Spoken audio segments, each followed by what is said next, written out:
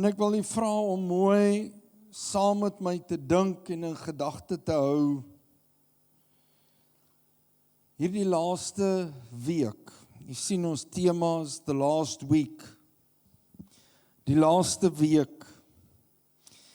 En dink gou vir my in 'n oomblik, wat het Jesus beleef hierdie laaste week? Ons het nou al almal gehoor hoe daar gepraat word van Palm Sunday. Wie van julle het dit al gehoor? Want dit vorm deel van wat Jesus beleef het. Nou pastoor, hoekom? What is the significance? Wat is die betekenis daar rondom? En die betekenis vir my en vir u is dat daar's 'n paar goed wat deel gevorm het van die laaste week wat Jesus deurgegaan het, om vir die wat in hom sou glo nog, maar ook vir die wat daar is, 'n geweldige betekenis sou dra. Hierdie dag, soos vandag, hierdie Sondag, was die dag waarin Jesus Christus op 'n eselin, 'n donkie, die woord praat nou Tannie Lisa sê vir my, 'n donkie, ons as Afrikaners ken dit as 'n donkie. Maar die Hebreëus praat van 'n eselin met 'n vul. Wat die Here hulle vooruit gestuur het en gesê het, bring vir my. Nou, ek weet nie wie van julle het al gesien dat 'n donkie, 'n eselin, het 'n kruis op die rug. Wie van julle het dit al gesien? Nee, ja. Hy het so streep op sy rug en dan hier net by sy blaaie, gaan kyk 'n bietjie. Is daar 'n lyn wat so oor hardloop. So, dis 'n kruis. En wat vir ons geweldig belangrik is om te onthou, is dat Jesus kom en hy sê vir hulle, ek wil hê dat julle hierdie donkie moet bring, want daar is 'n geweldige profetiese heenwysing na wat sou kom.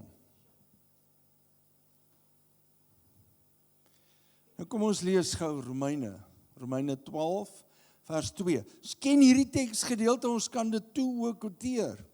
En word nie aan hierdie wêreld gelykvormig nie, sê gou saam met my.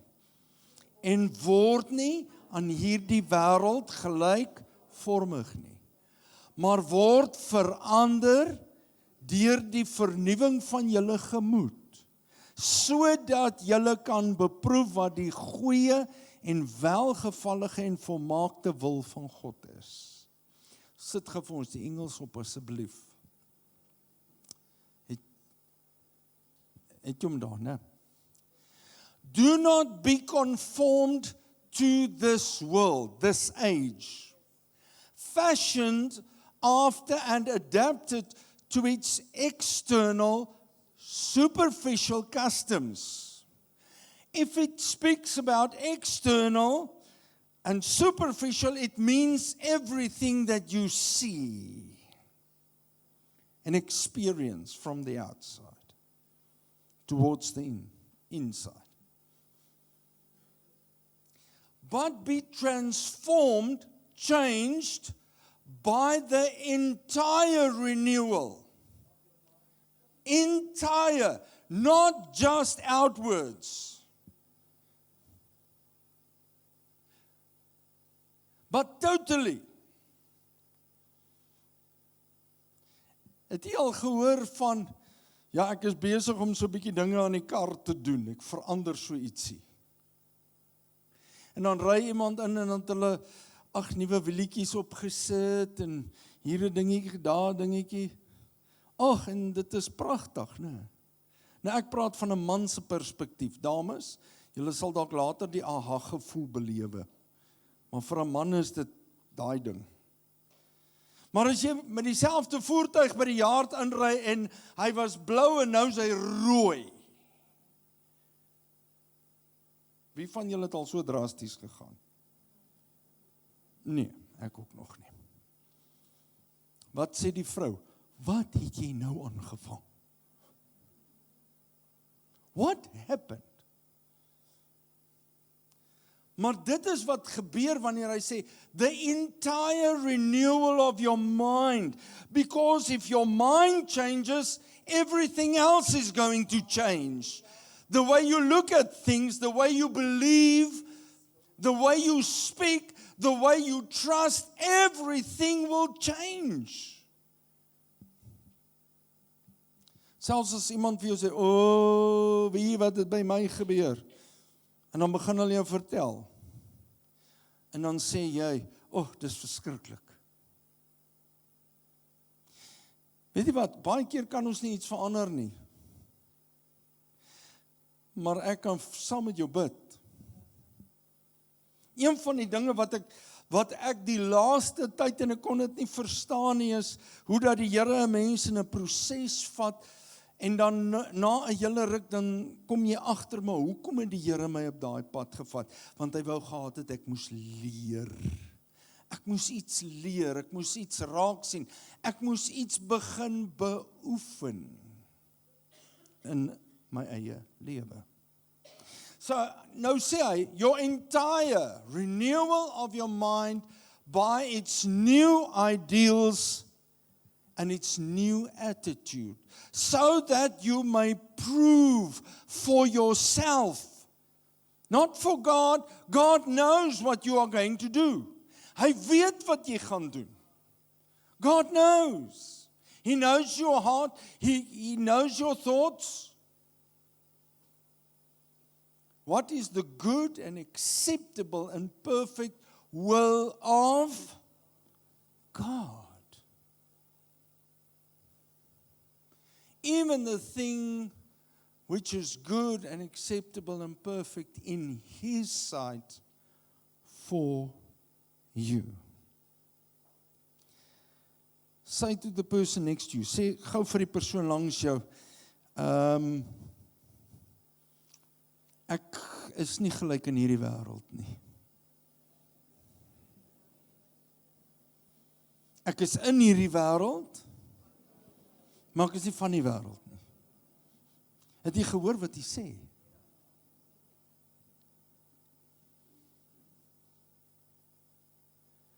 Ons sê dit en ons, ja pastoor, ja, fantasties. Maar weet jy, wat sê ek vir myself die afgelope tyd? As ek in die dorp loop, as ek ry, dan sê ek, Edmund, jy's nie soos hierdie ouens hier in die wêreld nie. Jy is nie dieselfde nie. Hoe so?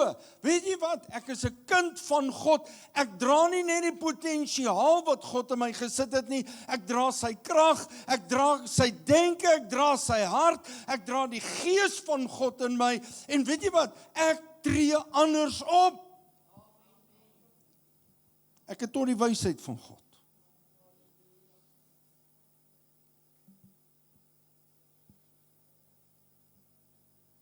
Maar dit hang van my af wat ek daarmee maak. En hier sien ons, dis in Matteus 21, en jy kan dit gaan lees, ek gaan nie dit nou vir jy lees nie. Matteus 21 op hierdie Sondag, want daar was 'n paar goed wat gebeur het, maar ek gaan net hier en daar ietsie uitlig. Die eerste ding is, Jesus ry op 'n donkie Jerusalem. En almal sing en prys die nuwe koning wat gaan regeer. Wat gaan hy doen? Hy gaan ons verlos van ekonomiese druk, hy gaan ons verlos van sosiale druk, hy gaan ons verlos van al hierdie wêreldse goed. Hy is die nuwe koning en hulle het palmtakke, hulle breek takke af en hulle begin dit swaai. Palm branches. En nou wonder jy buite toe jy ingestap het, wie van jy het gewonder waarvoor is die vla? Ja, hier is 'n paar hande wat opgaan. Pastoor, hoekom die vlaggies? Die vlaggie verteenwoordig eintlik maar simboliek van palmtakke wat gewaai word. En waaroor gaan die klere, punt nommer 1, jy het gesien die groen wat op die punt staan, groen wat verteenwoordig is van geestelike groei. Die blou wat verteenwoordig God se koninkryk, sy koninkryk, nie ander koninkryke nie. Die geel wat die Heilige Gees verteenwoordig. Die pers, sy heerskappy, sy koningskap oor alles. Die rooi wat sy bloed verteenwoordig en die wit wat reinheid voorstaan. Is gewas in die bloed van die lam. Nou sê die woord, moenie wees soos hierdie wêreld nie. Moenie leef soos wat hulle wil hê jy moet leef nie. En Dawid het dit ook gehad. Dawid wou nie leef soos hierdie wêreld nie, hy het foute gemaak, ja. Maar hoor wat skryf Dawid in Psalm 27 vers 4. En jy kan nie agter my volg. Een ding het ek van die Here begeer. Wat begeer u?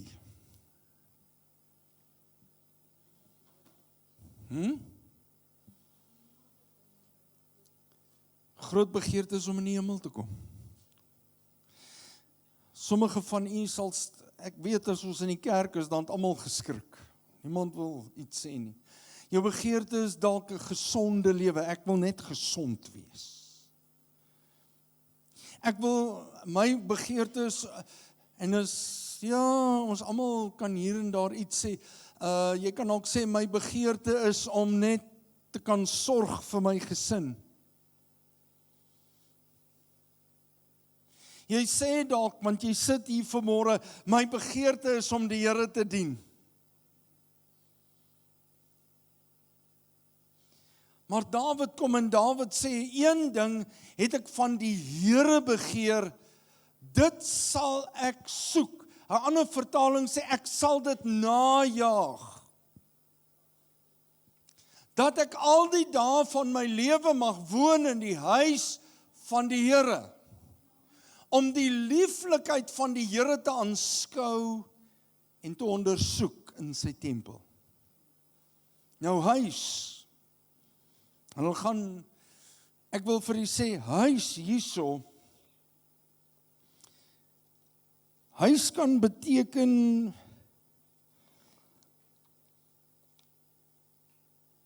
die tempel wat in Gibeon gestaan het. Vir Dawid kon dit die tempel gewees het. Of dit kon heen gewys het na die tempel wat Salomo, sy seun sou bou. Maar as ons mooi gaan kyk, dan sien ons vir Dawid het dit gegaan oor die teenwoordigheid van God, want Dawid was baie lief vir die teenwoordigheid van God. En daarom sê die woord vir ons in Handelinge 13 vers 22, dat Dawid was 'n man na God se hart. Why? Because David loved the presence of God. We must get to a place where we love the presence of God, that we want to be in the presence of God. En dit was sy grootste begeerlikheid, of begeerte, is om in God se teenwoordigheid te wees. Want hoe vinnig, as ons praat van elke dag, word ons net nie vasgevang in ons doen en late nie. Jou denke word vasgevang, jou praat, jou kyk, jou emosies.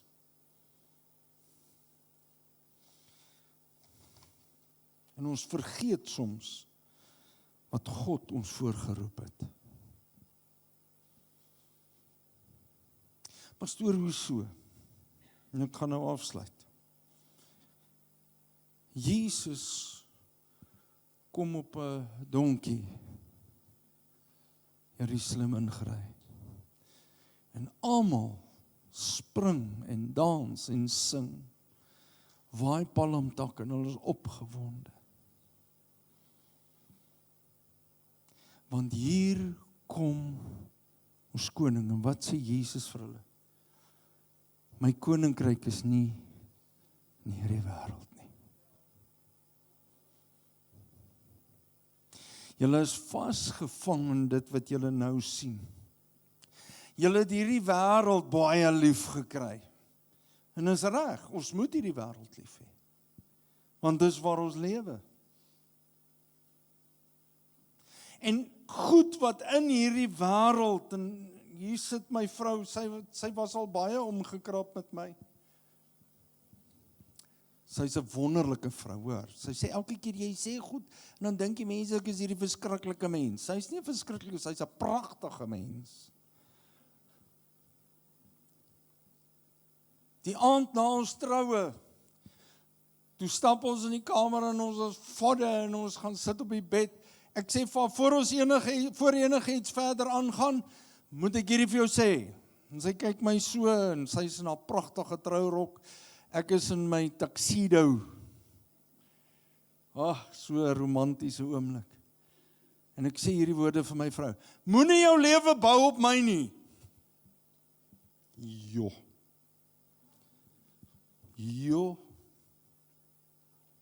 My liefetjie, wat was jou woorde? Kan jy onthou?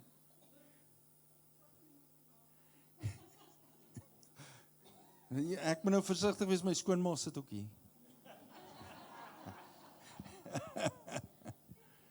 My skoonma sit ook hier.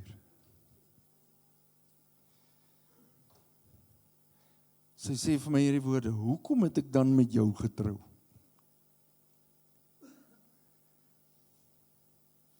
En ek verduidelik vir haar iets. Ek sê vir haar, bou jou lewe op Jesus eerste. Because we've got these pillars in our lives. Parents, wife, children, financial status, home. We've got these pillars. And when one falls away and the structure gets weak, everything falls in. En dan kan ons nie verstaan hoekom mense nie meer staande kan bly nie. Dis hoekom ons nie verstaan hoekom mense in mekaar stort nie. Want ons bou op verkeerde goed.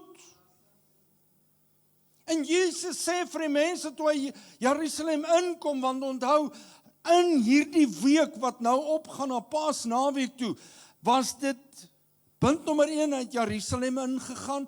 Punt nommer 2, hulle die avondmaal gehou, waar Jesus die nagmaal met hulle gedeel het. Dis waar Jesus gekruisig is, dis waar hy die graf, die dood en die hel oorwin het, en die Sondag waar hy opgestaan het, en hy vir die gelowige sin en opgewondenheid gegee het, want hy leef. My God lives. Jesus lives. Die graf is leeg. The grave is empty.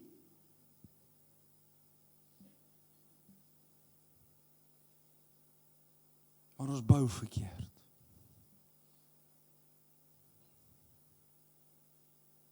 En dalk soos my vrou sê vanmôre, pastoor, maar jy is een van die steunpilare in ons gemeente. Nou wat nou? Luister wat ek vanmôre vir jou sê. Vir u sê, bou eerste op Jesus. Everything you want to build, do it on Jesus. And the rest will fall in place. Jesus Christ. Jesus Christus. He designed you. He knows you. He wants to live in you. He wants to change you. And He wants to give you a beautiful and a wonderful life, a destiny. He's got a plan for your life. And the only way you are going to see it, if you start building on Jesus, let Him into your life, let Him be the king of your heart. Die koning van jou hart. Dis wat Jesus vir hulle sê.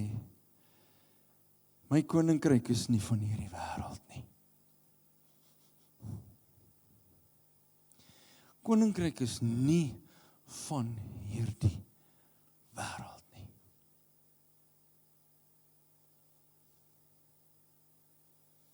Maar dit is 'n ewige koninkryk. En as ek op Jesus bou, want Jesus sê vir hulle, my koninkryk is binne in jou. Dis hoekom ek nie gelyk moet word aan hierdie wêreld nie. Dis hoekom ek nie moet toegee aan die drange en al die goed van hierdie wêreld nie. Moenie jouself probeer opweeg teen die wêreld nie. Soos die wêreld praat, soos die wêreld lyk, soos die wêreld probeer sukses behaal. En weet jy wat?